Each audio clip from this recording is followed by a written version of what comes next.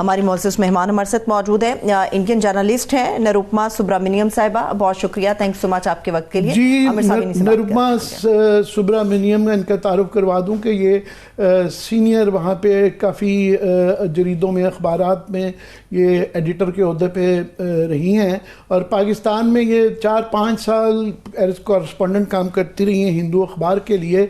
तो यहाँ SCO की कॉन्फ्रेंस अभी आज ही निरुपमा उसका इख्तिताम हुआ, अभी काफ़ी मेहमान नहीं गए, मगर वहाँ देखा इंडिया के अंदर भी जो है ना डोमेस्टिक कंपल्शंस जो हैं वो कनाडा के साथ जो टिट फॉर टैट आपका चल रहा है उधर मशगूल हो गए हैं। और हमारे यहाँ भी ये जो आइनी तरमीम चल रही हैं और यहाँ की आपस की जो डोमेस्टिक कंपल्शंस हैं वो SCO लोगों को ऑलरेडी भूल गई है और सारा ध्यान डोमेस्टिक उस पर आ गया है। मैं चाहूँगा कि पहले आपके ओवरऑल ये मुझे आप अपने व्यू दीजिएगा कि कोई वो जो इंडिया पाकिस्तान के SCO के अंदर जो है वो फायरवर्क्स जो होते थे वो शुक्र है कोई ऐसे नहीं हुए, ओवरऑल एक बड़ा पॉजिटिव सा इमेज आया, क्या कहेंगी?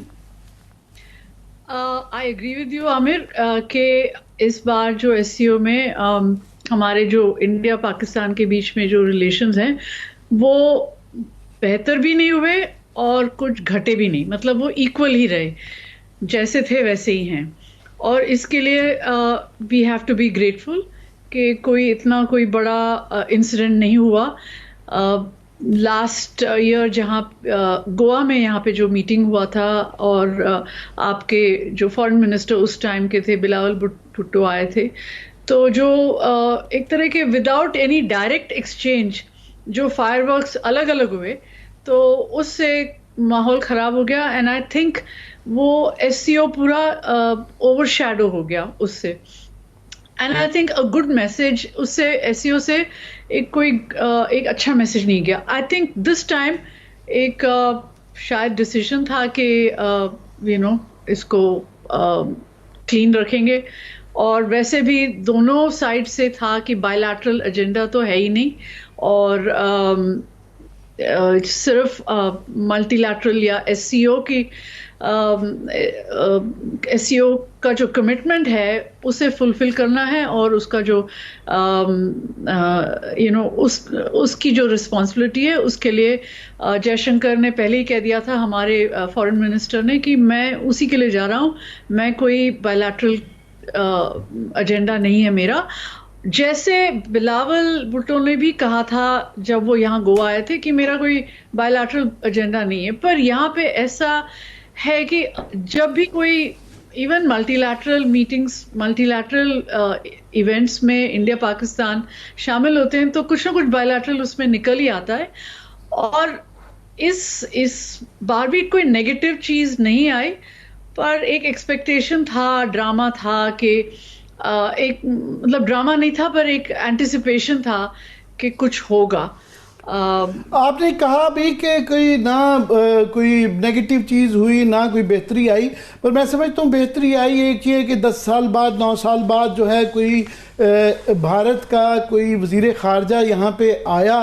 दूसरा कोई बायलैटरल कोई उस तरह की फॉर्मल मीटिंग नहीं हुई, मगर लंच पे और लॉबीज में जो विजुअल्स आए तो उसमें एक बड़ी स्माइलिंग फेसेस थे, हल्की फुल्की slightly chit chat, slightly more than chit chat भी नजर आई। जो विजुअल्स आए हमें उसकी डिटेल नहीं पता है क्या बातें हुई डार साहब में और जयशंकर में, पर विजुअल्स आए जिसमें कम से कम स्माइलिंग फेसेस थे उनके। एक दूसरा कि उन्होंने अपनी स्पीच में उन्होंने जो फर्म इंडिया की पोजीशन है वो ज़रूर ली, मगर उसके अंदर जिस तरह गोवा में नाम लेके पाकिस्तान के हवाले से और पाकिस्तान ने भी इंडिया का नाम लेके एक दूसरे के ऊपर वो जो एक ना जाइब्स फेंकी गई थी, इस दफ़ा उन्होंने क्रॉस बॉर्डर टेररिज्म का कहा कि ताउन के लिए बड़ा ज़रूरी है, मगर स्पेसिफिक नाम लेके नहीं किया। अब वो बड़ा ओपन है कि हमें भी शिकायत रहती है कि अफगानिस्तान के साथ वो भी हमारे यहाँ करते हैं या इंडिया पाकिस्तान की एक्विजिशन है, मगर स्पेसिफिक नहीं था। क्या कहेंगी?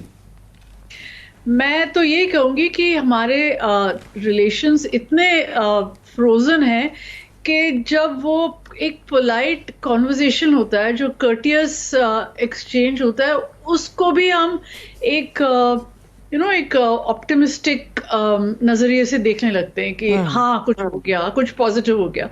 This is just I would say it's a civilised exchange, that is all.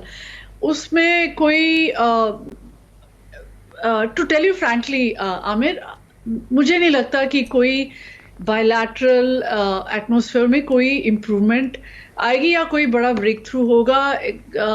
हाँ, आप ठीक कह रहे हैं कि पहली बार 9 साल में एक यहाँ से एक हाई लेवल पर्सन वहाँ पे गए हैं, and that is a big thing in itself, but beyond that I don't see what it is, क्योंकि इस वक्त दोनों कंट्रीज में एक एटमॉस्फेयर नहीं है जिससे कि इस पे कुछ बिल्डअप करे। यहाँ पे देखिए, यहाँ 1 मिनट मैं अपनी बात खत्म कर दूं please, just give me 1 minute. यहाँ पे इलेक्शन आ रहे हैं, ठीक है, अब महाराष्ट्र के इलेक्शन आएंगे और आगे और भी इलेक्शन, यूपी के इलेक्शन होंगे, तमिलनाडु के इलेक्शन होंगे, तो हर साल कुछ ना कुछ इलेक्शन आते रहेंगे। एंड एट दैट टाइम ये कोई improving relations with Pakistan is seen here एक risky proposition है for the leadership, political leadership, और आगे आपके यहाँ भी कोई ऐसा माहौल नहीं है। मगर एक फर्क है मुझे जो ये बड़ा पॉजिटिव जो इंडिया पाकिस्तान का रहा, एक शरीफ खानदान में और इंडियन गवर्नमेंट्स में, सक्सेसिव गवर्नमेंट्स में और मोदी गवर्नमेंट में पर्टिकुलरली एक केमिस्ट्री भी है कि वो जो बरकत दत्त को इंटरव्यू नवाज शरीफ साहब ने दिया, उसमें मोदी साहब को कहा कि अच्छा होता वो आ जाते, और 370 का कोई जिक्र वगैरह नहीं किया, तो वो एक फैक्टर, डू यू थिंक कि वो भी एक मैटर करता है? केमिस्ट्री तो है, फिर वेज ऑफ फिजिक्स, क्योंकि ये जो है शरीफ खानदान जो अब हैं, वो I think they are not the same शरीफ खानदान ऑफ 5 years बैक इवन, और 2017 में जो थे वो भी नहीं है। 2013 में जब आए तब तो बहुत they were full of optimism, and तब जो भी होना था तब हो जाता तो अच्छा था, बट आई डोंट थिंक कि अब वो they are in a position के they can frame any policy. पर हमारे यहाँ ये SCO ऑलरेडी, मैंने कहा because of domestic political compulsions जो हैं is already forgotten. I see the same thing in India. वहाँ भी अब SCO का फोकस को इतना नहीं रहा कि जितना कि ये कनाडा वाला इशू डोमिनेट कर गया है। Am I right to assess that? मैंने आपसे बातचीत शुरू ही की थी बिफोर द प्रोग्राम के यहाँ पे SCO का पहले पता ही नहीं चला, क्योंकि उसी दिन ये जो कनाडा का था, कनाडा के एक्यूजेशंस हैं हमारे खिलाफ, इंडिया के खिलाफ, तो वो ही बहुत बड़ी चीज it became a big news event, और थोड़ा SCO ओवरशैडो हो गया उससे, और मतलब media is dominated by that, by Canadian allegations, and SCO में अगर कुछ बहुत बड़ी चीज हो जाती तो कोई जैसे आप कह रहे थे कुछ शोडाउन हो जाता या कोई ब्रेक थ्रू हो जाता। ये तो निरुपमा कॉस्मेटिक चीजें हैं जिसका आपने कहा कि हमारे यहाँ, क्योंकि ये बॉडी लैंग्वेज भी बड़े गौर से देखी जाती है कि कौन देख के हंसा एक दूसरे की तरफ दोनों तरफ, मगर कॉन्क्रीट ये है कि एक्चुअली हमारे इंडिया और पाकिस्तान के एक बहुत ज़्यादा आगे ख़राब होने जा रहे हैं। ख़ास तौर पे इंडस वाटर ट्रीटी की जो बात वहाँ से आ रही है कि वो रीनिगोशिएट करना चाहते हैं, अगर वो उसके ऊपर जिस तरह इंडिया प्रेस कर रहा है तो वो बहुत ज़्यादा डिटेरिएट कर सकते हैं दोनों के तल्लुकात। It will be a virtual war, क्योंकि पाकिस्तान के लिए भी ज़ाहिर है वो लाइफ लाइन है वाटर, इंडिया भी उसके ऊपर एम्फेसाइज कर रहा है। How do you see that? No, I see that Indus Waters Treaty is a very important signal actually कि इंडिया ने डिमांड खड़ा किया कि हम इसका रिवीजन चाहते हैं। Now Indus Waters Treaty का अगर रिवीजन आपको चाहिए तो the two sides have to sit together और एक पूरा अग्रीमेंट चाहिए दोनों के बीच में कि अब इसको रिवाइज करेंगे और एक दूसरा ट्रीटी लेके आना होगा। उसमें कोई एग्जिट क्लॉज नहीं है।